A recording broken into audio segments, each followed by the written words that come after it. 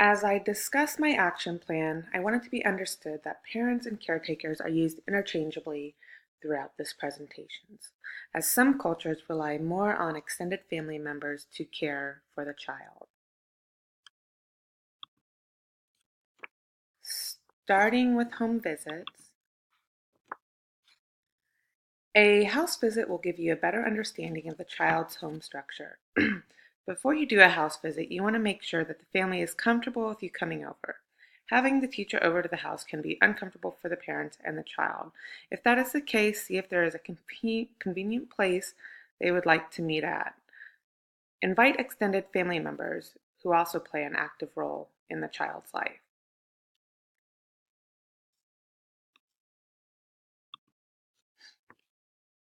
So once you are face to face with the parents and or caretakers, take the time to gather some information.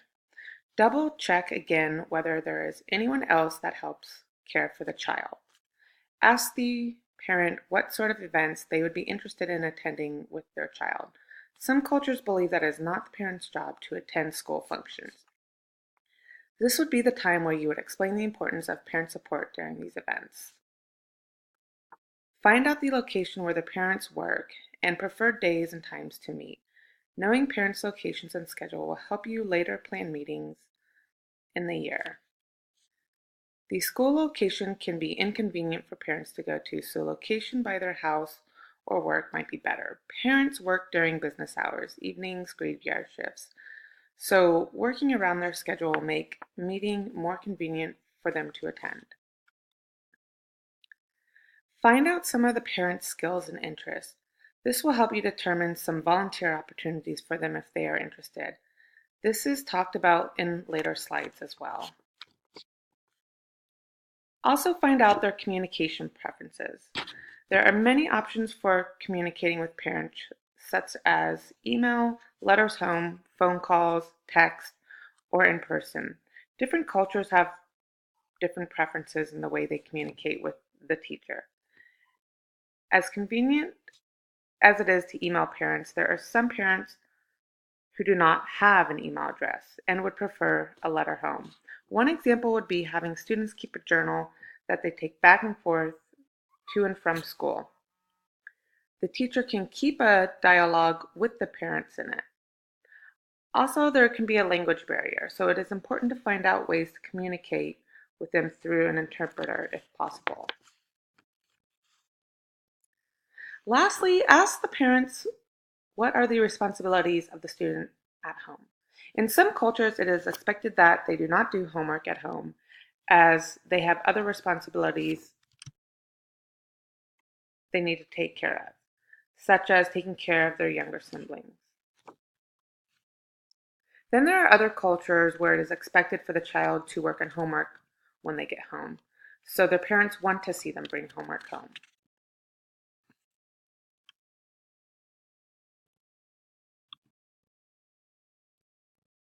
So next we'll go to information to provide to the parents. One thing ELL parents might not know is the hierarchy of the school system. You want the parent to understand how the school system works and how they can contact when they have a concern.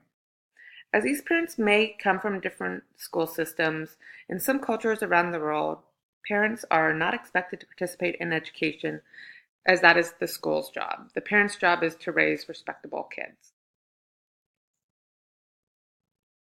Also, provide a list of free community resources as they might not be aware of them. Such things as free community classes, English language classes, free local activities going on. The list can also include things to help the parents navigate the complex system of health insurance, food benefits, and other forms of assistance. Lastly, I have a very cute story if you want to press pause to take a minute to read it.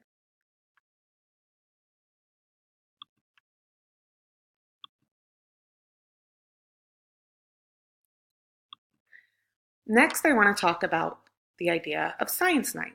So rather than having a parent-teacher conference night, have a parent-child science activity night. Have the students work in groups to create science stations, then have the parents over to engage with the science stations with their child.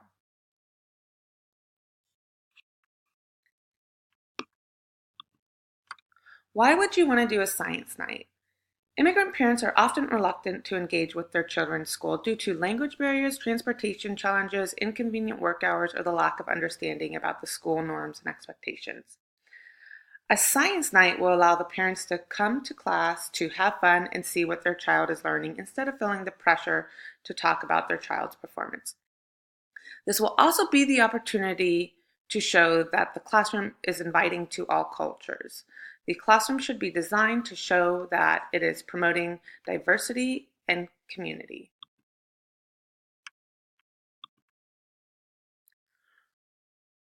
So represent cultural differences in the classroom. This is the teacher's opportunity to show the parents that the students' cultural values are reinforced in the classroom. Include cultural items reflecting the children's ethnicities, including books, music, displays, and pictures.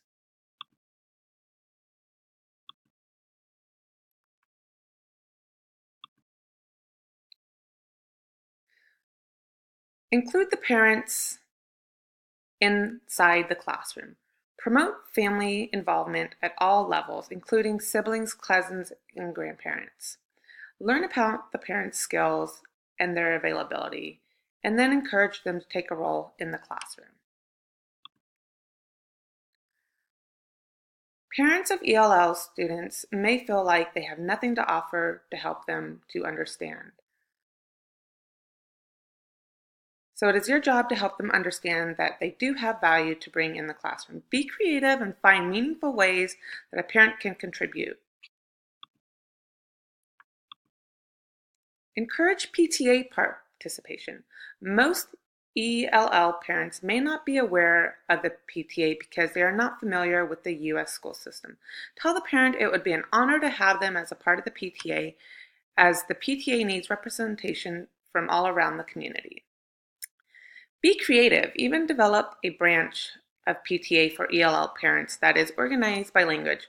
While it may feel like you are isolating certain parents, it will also give them the chance to become comfortable with their role in the school.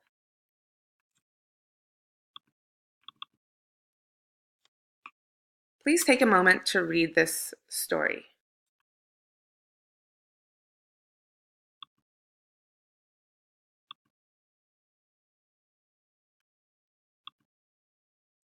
Another creative idea is asking the parent if they want to be an interpreter for the classroom or school. If your school has openings for interpreters, encourage the parent to apply. Also, ask them if they want to help translate items such as school newsletters so it can be produced in multiple languages.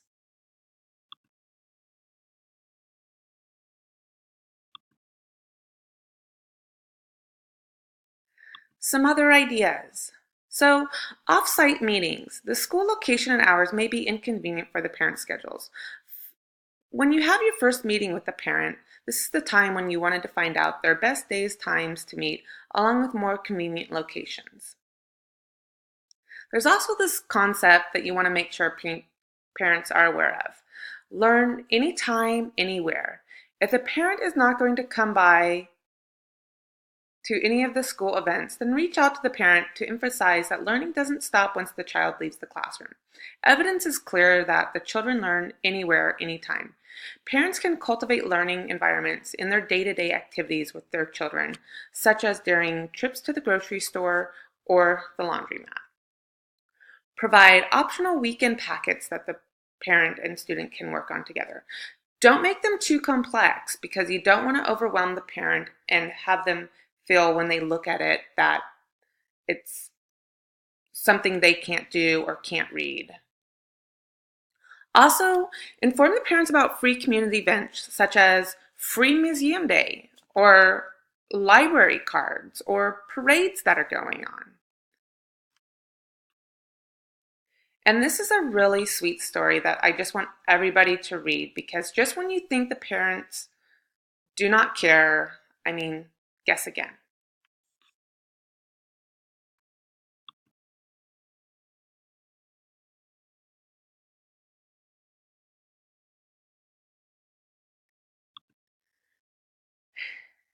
And lastly, the most important part of this presentation are the references. Please take a moment to read the references, and even if you have the time, check out the articles. Thank you.